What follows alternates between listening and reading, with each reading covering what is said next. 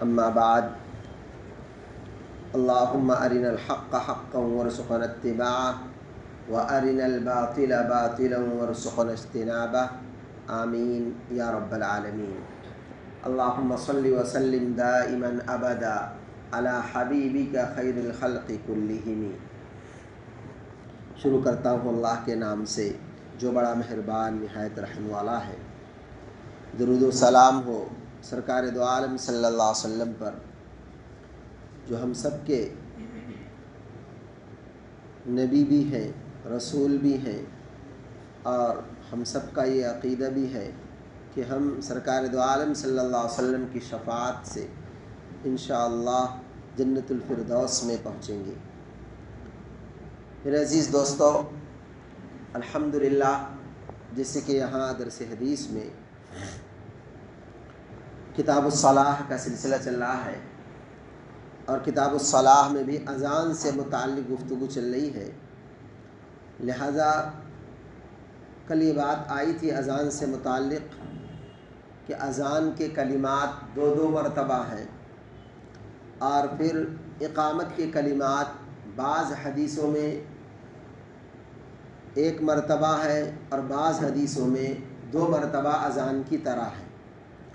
لہذا اس کے اختلاف کی نوعیت اور اس کے اختلاف کی بات بھی کچھ ہمارے سامنے آئی تھی۔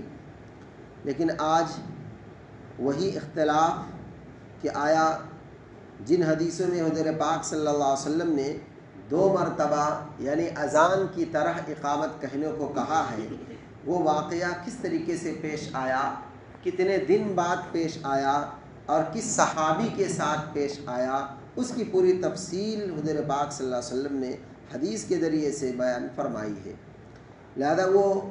صحابی جس سے حضور پاک صلی اللہ علیہ وسلم نے 7 یا 8 سال بعد بیان فرمایا کہ اقامت میں بھی اذان کی طرح 2 مرتبہ کلمات کہے جائیں، ان کا نام حضرت ابو محذورہ رضی اللہ تعالیٰ عنہ ہے۔ یہ کتنے خوش نصیب ہیں، خوش قسمت ہیں کہ آپ ابھی دیکھیں گے، واقعے میں پڑھیں گے کہ یہ گئے تھے حضور کے پاس بدنیتی سے،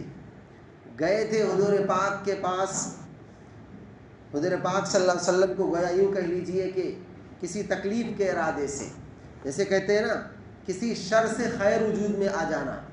جیسے کہا جاتا ہے کہ حضرت موسیٰ علیہ السلام گئے آگ لینے، مل گئی پیمبری، ویسے ان کے ساتھ بھی بہت ہی دلچسپ واقعہ پیش آیا، اور حضور پاک صلی اللہ علیہ وسلم کی گویا دعاؤں کا ثمرہ ان کو مل گیا کہ یہ حضور پاک صلی اللہ علیہ وسلم کے شکنجے میں تو آ گئے، لیکن وہ ابھی دل سے جو ہے ایمان قبول کرنا گوارا نہیں کر رہے تھے،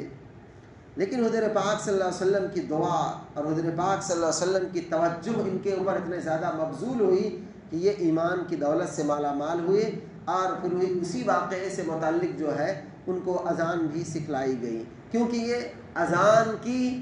بیجا نقالی کر رہے تھے، اسی ضمن میں یہ حضور پاک صلی اللہ علیہ وسلم کے پاس لائے گئے۔ جیسے کبھی کبھی ہمارے بچے بھی دیکھو تو اذان کی نقالی کرتی ہیں، کوئی جو ہے اس کو بگاڑ بھی پڑھ دیتا ہے، کوئی اس کو اچھا پڑھتا ہے، بچے ہوتے ہیں، تو لہٰذا اسی طریقے سے یہ جو ہے یعنی اناد میں، دشمنی میں، اسلام کے جو ہے دشمنی میں جو ہے کلمات کو بگاڑ کر یا کلمات میں جو ہے یوں ہی جو ہے ادھر ادھر پھیرا کر رہے تھے، لہذا یہ بات حضور پاک صلی اللہ علیہ وسلم تک پہنچ گئی، اور پھر ان کو جو ہے بلا لیا گیا۔ اب بلا لیے گئے تو وہی جو ہے بات اور آگے تک آئی، جو معاملہ سامنے آ رہا ہے بھی آپ سماعت فرمائیں۔ حضرت ابو محذورہ رضی اللہ تعالیٰ عنہ کو اذان کی تلقین کیسے کی گئی؟ حضرت ابو محذورہ رضی اللہ تعالیٰ عنہ بیان کرتے ہیں، خود اپنی بات بیان کرتے ہیں کہ اذان پڑھنا مجھے رسول اللہ صلی اللہ علیہ وسلم نے بنفس نفیس سکھایا، مجھ سے فرمایا کہو۔ آپ لوگوں سے گزارش ہے کہ اردو کے جو الفاظ اگر آپ کو سمجھ میں نہ آئے، اگر آپ پوچھ لیں گے بعد میں بھی یا بیچ میں بھی تو انشاءاللہ اس کی تشریح کر دی جائے گی۔ اب ہم تو یہ سمجھتے ہیں کہ شاید یہ سمجھ میں آ گیا ہوگا، پھر بھی جن الفاظ کو میں سمجھتا ہوں کہ نہیں سمجھ پا رہے ہیں اس کو دوسرے الفاظ میں بھی بیان کرنے کی کوشش کرتا ہوں۔ بنفس نفیس کا مطلب ہوتا ہے خود آپ نے، یعنی ڈائریکٹلی آپ نے حضور پاک صلی اللہ علیہ وسلم نے ان کو سکھایا۔ اللہ اکبر اللہ اکبر اللہ اکبر اللہ اکبر، اشہد ان لا الہ الا اللہ اشہد ان لا الہ الا اللہ اشہد ان محمد رسول اللہ اشہد ان محمد رسول اللہ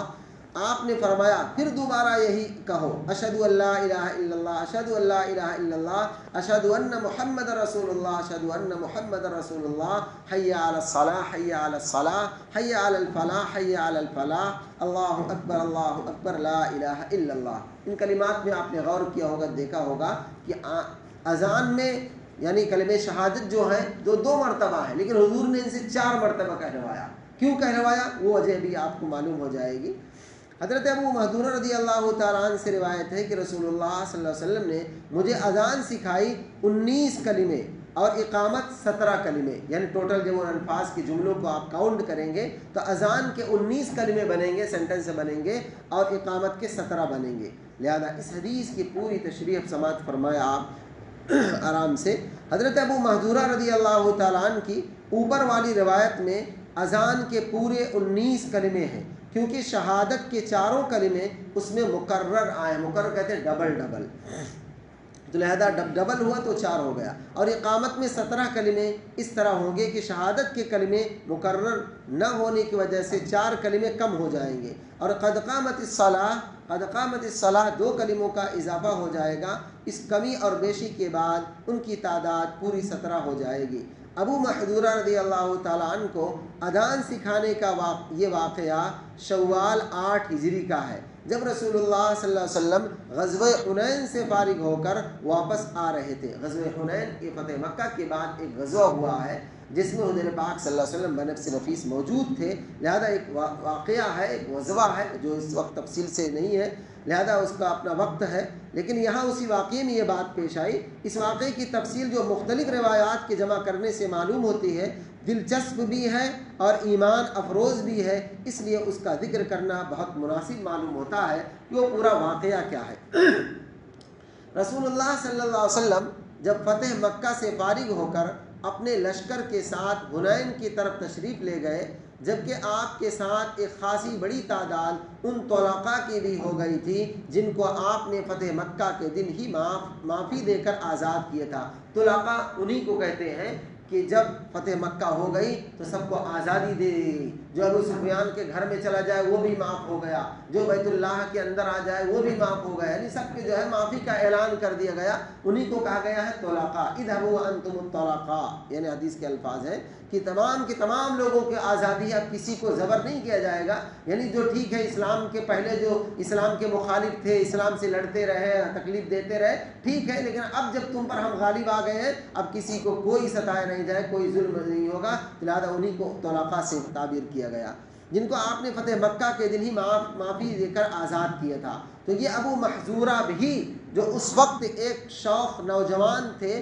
اور مسلمان بھی نہیں ہوئے تھے، اپنے ہی جیسے نو اور یار دوستوں کے ساتھ حنین کی طرف چل دیے۔ خود بیان کرتے ہیں کہ رسول اللہ صلی اللہ علیہ وسلم حنین سے واپس ہو رہے تھے، راستے ہی میں حضور سے ہماری ملاقات ہوئی، نماز کا وقت آنے پر رسول اللہ صلی اللہ علیہ وسلم کے مؤذن نے اذان دی، ہم سب اس اذان سے بلکہ اذان والے دین ہی سے منکر اور متنفر تھے، یعنی غزوہ حنین کی طرف گئے لیکن ابھی اسلام کی حالت میں نہیں گئے، بلکہ اسلام کے مخالف تھے اور اسلام سے متنفر تھے، اسی حالت میں جو ہے چلے گئے تھے، اسی کو بیان فرم متنفر تھے، اس لیے ہم سب ساتھی مذاق اور تمسخر کے طور پر اذان کی نقل کرنے لگے، اور میں نے بالکل مؤذن ہی کی طرح خوب بلند آواز سے نقل کرنی شروع کی۔ رسول اللہ صلی اللہ علیہ وسلم کو آواز پہنچ گئی تو آپ نے ہم سب کو بلوا بھیجا کہ بلاؤ کون کون ہے جو اذان کی نقالی کر رہے ہیں، لہذا ہم لا کر آپ کے سامنے پیش کر دیے گئے، انہیں پکڑ کر کے جیسے لایا جائے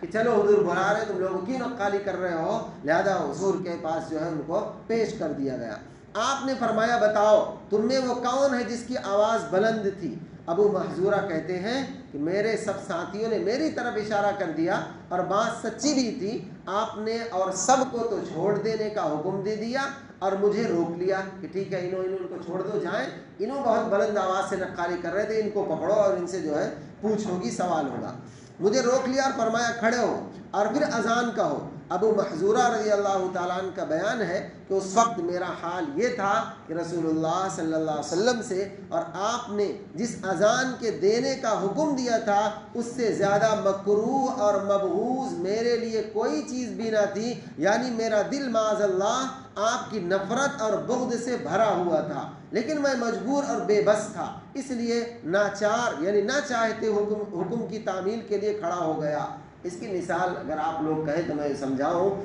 کہ گویا وہ ابھی منکر تھے، اسلام نہیں لائے تھے، حضور سے بالکل دشمنی کر رہے تھے، یعنی بغض تھا، عناد تھا، حضور کی بات کو ماننے کو بالکل تیار نہیں تھے، لیکن آپ پکڑ ہی گئے ہیں تو اب چاہے نہ چاہے، جیسے اس کی مثال آپ آج کے زمانے میں آپ سوچیں، کوئی ایک سچے پکے مسلمان کو جو بالکل حضور کا کلمہ پڑھتا ہو، اللہ کا کلمہ پڑھتا ہو، یعنی لا الہ الا اللہ کا بالکل وہ دل سے پڑھتا ہو، لیکن کوئی کافر جو ہے کبھی جب سے واقعات آپ دیکھتے ہوں گے کبھی جو ہے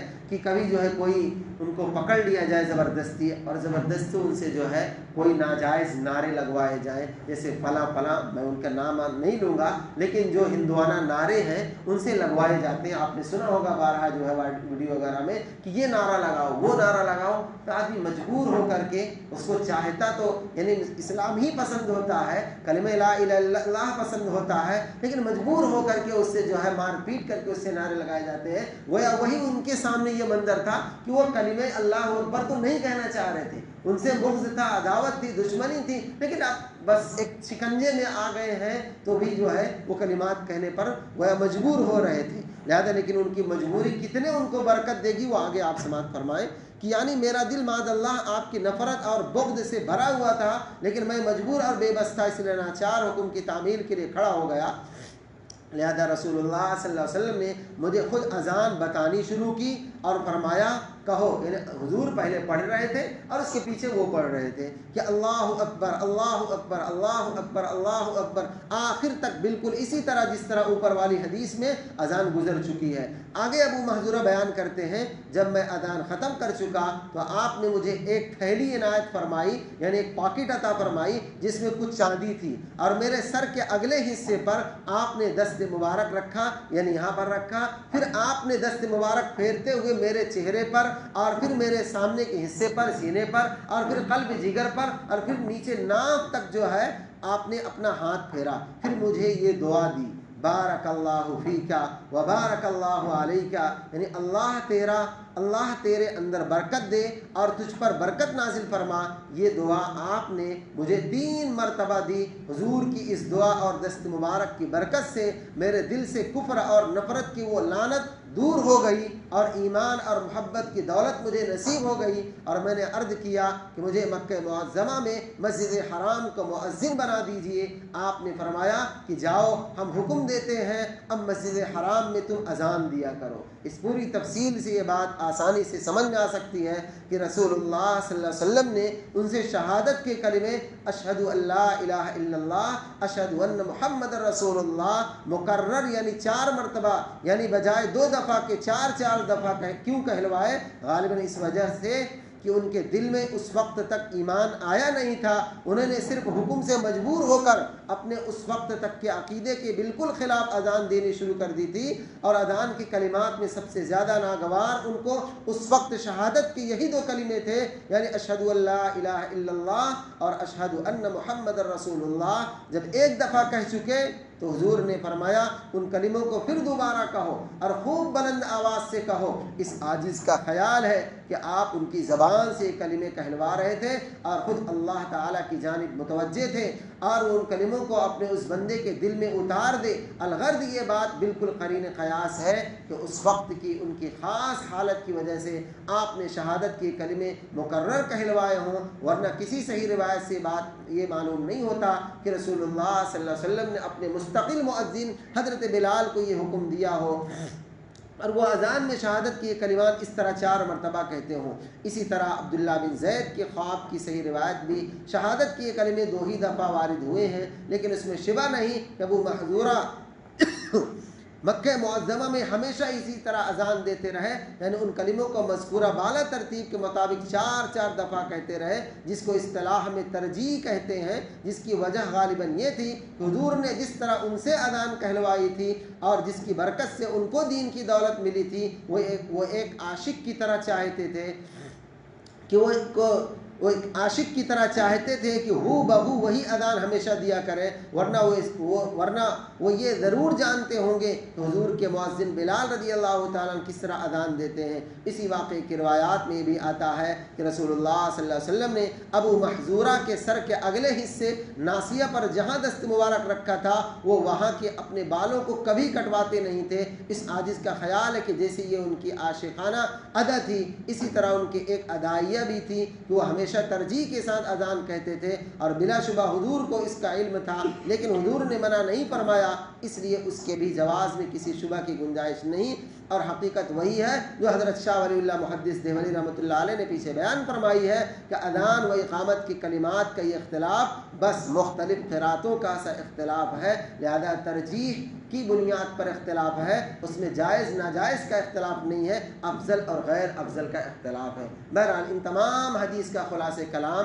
کہ حضرت ابو محذورہ رضی اللہ تعالیٰ عنہ گویا ایک نقالی کے انداز میں اذان کو بگاڑ کر گویا کہہ رہے تھے، لیکن اسی کے ذریعے سے ان کو ہدایت مل گئی اور وہ حضور کے پاس آئے اور حضور کے دعاؤں کی برکت مل گئی، اور اس کی وجہ سے وہ سچے پکے مسلمان